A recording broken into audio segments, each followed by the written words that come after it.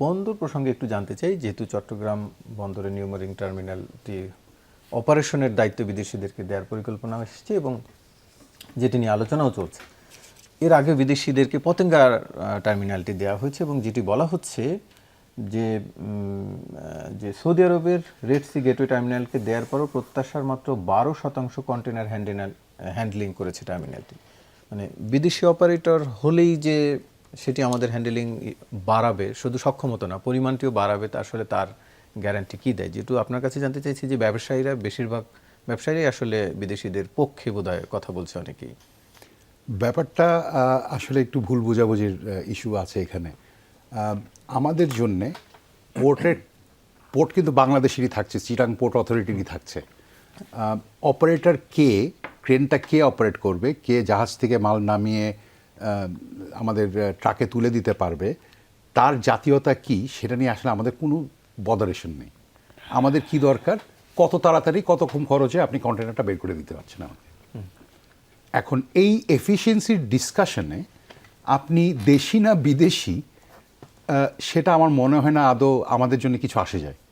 আমাদের জন্য যেটা আসে যায় সেটা হচ্ছে যে, এক নাম্বার হচ্ছে আমাদের খরচ কত হচ্ছে, কত দ্রুত কাজটা করতে পারছেন। এই যে এফিসিয়েন্সি লেভেলটা, এটা আমাদের যে কম্পিটিটররা যারা আছেন, দুনিয়া শুদ্ধ অধিকাংশ দেশই আমাদের কম্পিটিটর, মানে আমরা যেসব মার্কেটে কম্পিট করি তাদের থেকে কতটা ভালো, তাদের থেকে কতটা কম দামে এটা আমরা পাচ্ছি। এই ডিসকাশনের সাথে আমাদের সভরেনিটি কিংবা আমাদের বন্দর দিয়ে দিলাম কিংবা এই ডিসকাশন, আমার মনে হয় দুটো এক প্যারাগ্রাফে না করাটাই বোধহয় বেটার। কারণ দুটো আসলে কমপ্লিটলি আলাদা জিনিস। আপনি আপনার কন্ট্রোল, বন্দরের উপরে কন্ট্রোল আছে কিনা, আপনার কাস্টমসের কন্ট্রোল আছে কিনা, আপনার নেভির কন্ট্রোল আছে কিনা, আপনার পোর্ট অথরিটির কন্ট্রোল আছে কিনা, যে আপনি মনিটর করতে পারছেন কিনা কি আসছে কি যাচ্ছে, এই ডিসকাশনটার সাথে কত তাড়াতাড়ি কন্টেনার নামানো যাচ্ছে, দুটো কিন্তু এক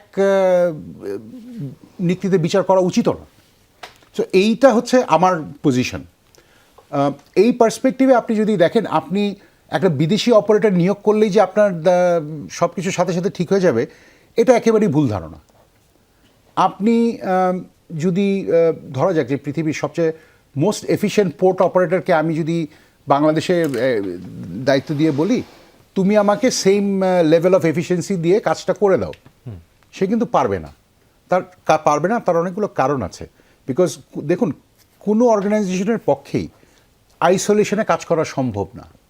আপনি যদি আমাকে একটা 70 বছরের পুরানো ক্রেন দিয়ে বলেন এটা সবচেয়ে লেটেস্ট ক্রেনের সাথে কম্পিট করতে হবে, ভাই আমি পারবো না।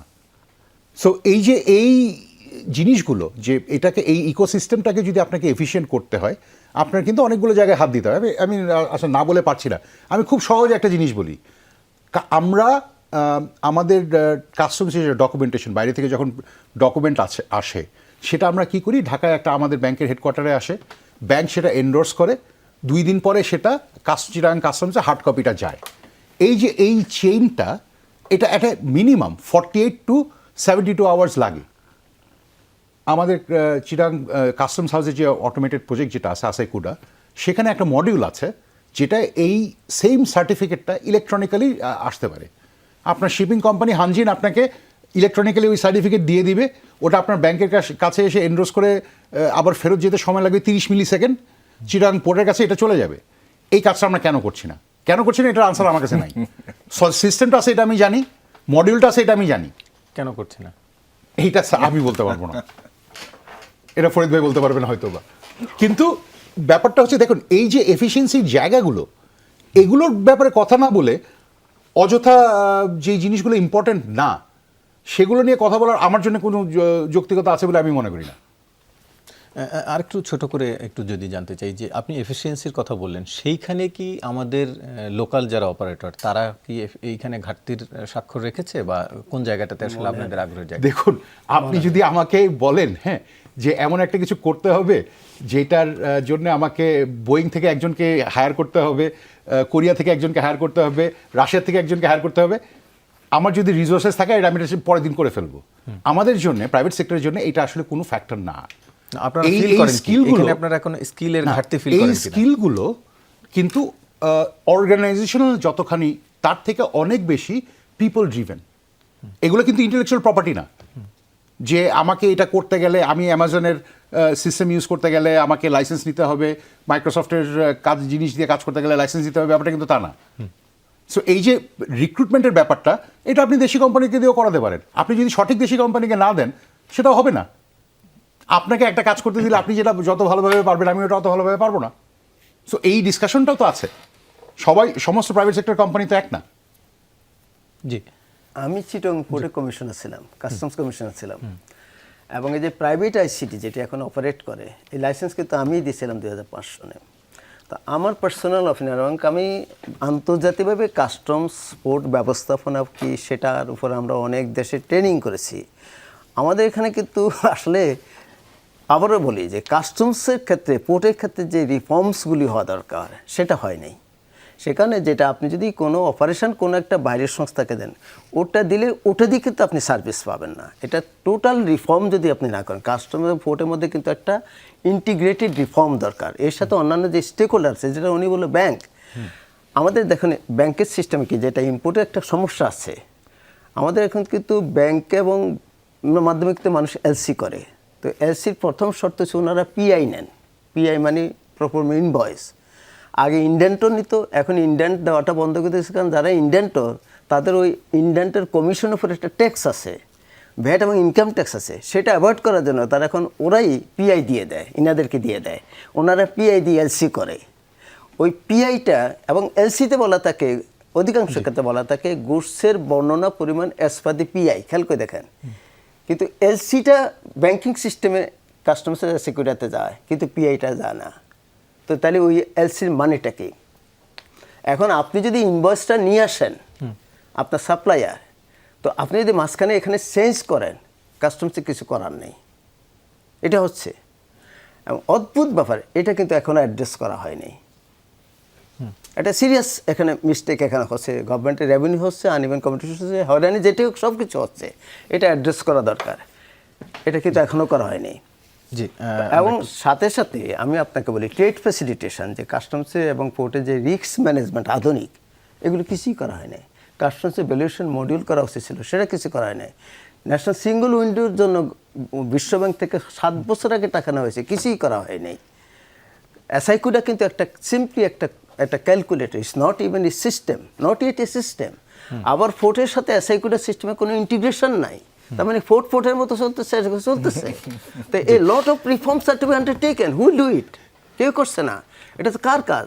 ফোর্ট মিনিস্ট্রি আলাদা চলে, এনবিআর আলাদা চলে, এবং এই যা কিছু হচ্ছে কিছু মনে করবেন না, ওই ডেভেলপমেন্ট পার্টনারে বিভিন্ন কন্ডিশনালিটি যা বলে ওটাই শুধু রিফর্ম হচ্ছে। এখনো আমরা পলিটিক্যাল কোনো ওনারশিপ নাই। আই মাস্ট সে কোনো পলিটিক্যাল ওনারশিপ নাই। যদি থাকতো তাহলে এই রিফর্মগুলি তো খুব রকেট সায়েন্স না, খুব সিম্পল কাজ। অন্যান্য দেশ করছে, বাংলাদেশ কেন পারবে না? জি, আর স্টেক হোল্ডারও সিরিয়াসলি কোনো সাবসৃষ্টি কখনো করে নাই। জি, এখন গোলাম আজম, একটু আপনার কাছ থেকে জানতে চাই যে যারা এর বিরোধিতা করছেন, বিভিন্ন সময় আলোচনা করছি, তারা বলছেন তাদের বক্তব্য যেই জায়গাটিতে যুক্তিটি হচ্ছে নিউমারিং টার্মিনালটি সুপার স্ট্রাকচার সমৃদ্ধ একটি আন্তর্জাতিক মানের টার্মিনাল এবং এটি সক্ষমতার চেয়ে বেশি সেবা দিতে সক্ষম হয়েছে গত বছরেও। আবার এটি সম্প্রসারণের সুযোগও নেই, ফলে এই টার্মিনাল আর নতুন করে বিনিয়োগের সুযোগ নেই বলে মনে করেন। একটু আপনার মন্তব্য জানতে চাইছি। দেখুন, আমার বক্তব্য একটু আলাদা। আমার মন্তব্যটির ক্ষেত্রে আমি মনে করি যে যেহেতু চট্টগ্রাম অঞ্চল নিয়ে সাম্প্রতিককালে রাজনৈতিক অনেক রকমের বিশ্লেষণ হচ্ছে এবং অনেক রকমের হচ্ছে, মেরুকরণ বলি, টানাপোড়েন বলি, অনেক রকমের আলোচনা হচ্ছে, এবং তার সঙ্গে বন্দরের সম্পর্ক হবার একটা রাজনৈতিক সম্পর্ক যুক্ত করে দেখবারও একটা সুযোগ রয়েছে। সুতরাং এরকম একটি বিষয়ে আমি মনে করি না যে অন্তর্ভুক্ত সরকারের দ্রুত কোনো সিদ্ধান্ত নেওয়া উচিত। আমি মনে করি যে যেহেতু এই ধরনের টার্মিনাল দীর্ঘমেয়াদী লিজে দেওয়া হয়, 20 বছর, 15 বছর, 20 বছরের জন্য দেওয়া হয়, সুতরাং সেরকম একটি দীর্ঘমেয়াদী সিদ্ধান্তের কাজটি বরঞ্চ রাজনৈতিক সরকারের কাছে ছেড়ে দেওয়াটি সমীচীন। সুতরাং এক্ষেত্রে এফিসিয়েন্সির যে বিষয় রয়েছে, বিদেশিরা ভালো এফিশিয়েন্ট কম, অথবা এখানে যেগুলো বলা হচ্ছে টেকনোলজিক্যাল বিষয় বা ইনফ্রাস্ট্রাকচার অন্যান্য বিষয়, শুধুই বন্দর থেকে পণ্য ওঠানো নামানো, সবগুলোই ঠিক আছে। এমনকি এখানে দক্ষতার বিষয়টা হয়তো যৌক্তিক হতে পারে, কিন্তু সিদ্ধান্ত নেওয়ার ক্ষেত্রে কোনটি মানদণ্ড হবে, সেই মানদণ্ডের বিষয়টি আমার মনে হয় যে অন্তর্বর্তী সরকার নিজের দায়িত্বে না করাটি শ্রেয়তর। এবং সেই বিষয়টি বরঞ্চ উচিত হবে এই ধরনের বিষয়টি নির্বাচিত সরকারের কাছেই জন্য, যেহেতু খুব বেশি দিন দূরে নেই, এমন না যে অনেক দিন পরে আমরা ইলেকশন, বলাই হচ্ছে যে হ্যাঁ আগামী কিছুদিনের ভিতরে ইলেকশন হবে, সুতরাং সেই হিসেবে আমরা কিছুদিন কাল অপেক্ষা করতেই পারি। আমি একটু যোগ করি এখানে যে অন্তর্বর্তী সরকারের প্রধান উপদেষ্টার প্রেস সেক্রেটারি তিনিও বলেছেন বিভিন্ন সময়, এমনকি কয়েকদিন আগেও বলেছেন যে এর ফলে আমাদের দেশে বিনিয়োগ বাড়বে, কর্মসংস্থান বাড়বে এবং তাদের এই কাজটি করার এখতিয়ার রয়েছে, অর্থাৎ যেহেতু নির্বাহী বিভাগের কাজ, ফলে এটি করতেই তারা পারেন, এটি এমন না যে তারা এখতিয়ার বহির্ভূত কোনো কাজ করছে। হ্যাঁ হ্যাঁ, এটি তারা বলতেই পারেন। অন্তর্বর্তী সরকারের প্রধান হিসেবে প্রফেসর ইউনূসও সম্প্রতি যেহেতু চিটাগাং বন্দর ভিজিট করেছেন তখনও বলেছেন, আবার প্রেস সচিব মহোদয় হয়তো বলেছেন, ঠিক আছে এগুলো তারা বলতেই পারেন, কিন্তু আমরা কিন্তু সাম্প্রতিককালে দেখতে পাচ্ছি যে বিনিয়োগের ক্ষেত্রে কিন্তু খুব বড় কোনো নেই, উদ্বেল, মানে অনেক বেশি উদ্বেল পরিস্থিতি নেই। কিছুদিন আগে একটা বিনিয়োগ সম্মেলন হয়েছে, কিন্তু সেটি তো দূরে থাক, এখন এক্সিস্টিং যে ব্যবসায়ী রয়েছে তারাই প্রতিদিন এখন পেপারে বড় করে বিজ্ঞপ্তি দিচ্ছে তাদের গ্যাসের সরবরাহটা অন্তত যাতে ইন্ডাস্ট্রিগুলোতে দেওয়া হয়। সুতরাং এগুলোরই এক্সিস্টিং শিল্প কারখানাকেই আমরা সাপ্লাই দিতে পারছি না, নতুন বিনিয়োগকারীকে অ্যাট্রাক্ট করব কি করে? সুতরাং শুধুমাত্র একটা পোর্টের এরকম একটি সিদ্ধান্তের মাধ্যমে আপনি বড় বিনিয়োগ অ্যাট্রাক্ট করতে পারবেন আমার মনে হয় না সেটি এখানে খুব বেশি সম্পর্কিত। তার থেকেও আমি মনে করি যে গুরুত্বপূর্ণ হলো যে যেহেতু এই অঞ্চলটিকে ঘিরে বিভিন্ন রকমের রাজনৈতিক টানাপোড়েনের ইস্যুগুলো এসছে, সুতরাং অন্তর্বর্তী সরকার এই ধরনের বিষয়গুলোকে উচিত হবে রাজনৈতিক সরকারের সিদ্ধান্তের জন্য ছেড়ে দেয়া, এবং সরকার যেহেতু অন্তর্বর্তী এবং খুব বেশিকাল তারা থাকছেনও না, সুতরাং আমরা আরও কিছুকাল অপেক্ষা করে নির্বাচিত সরকার আসলে তার মাধ্যমে সিদ্ধান্তটি হলে সেটা বরঞ্চ বিনিয়োগের জন্য আরও অনেক বেশি ইতিবাচক হবে, এবং তখন যদি সিদ্ধান্ত নেওয়া হয় সকল পক্ষের আলোচনার ভিত্তিতে, ঐক্যমতের ভিত্তিতে, ঐক্যমত না হোক অন্তত আলোচনার ভিত্তিতে নেওয়া হোক, সেটা বরঞ্চ অনেক ক্ষেত্রে যৌক্তিক হবে। আমি এমনকি এই কথাটি এনবিআরের ক্ষেত্রেও বলতে পারি। এনবিআরের এই সংস্কার কাজটি বরঞ্চ রাজনৈতিক সরকার নিলে আরও হয়তো শ্লথ হতো, কিন্তু এত বেশি হতো না, এত বেশি রেজিস্ট্যান্স বা এত বেশি কিছু হতো না। আপনি অলরেডি দেখেছেন যে রাজনৈতিক দলগুলো ইতিমধ্যে সমালোচনা করছেন এইভাবে এই ভাগ করার বিষয়টি।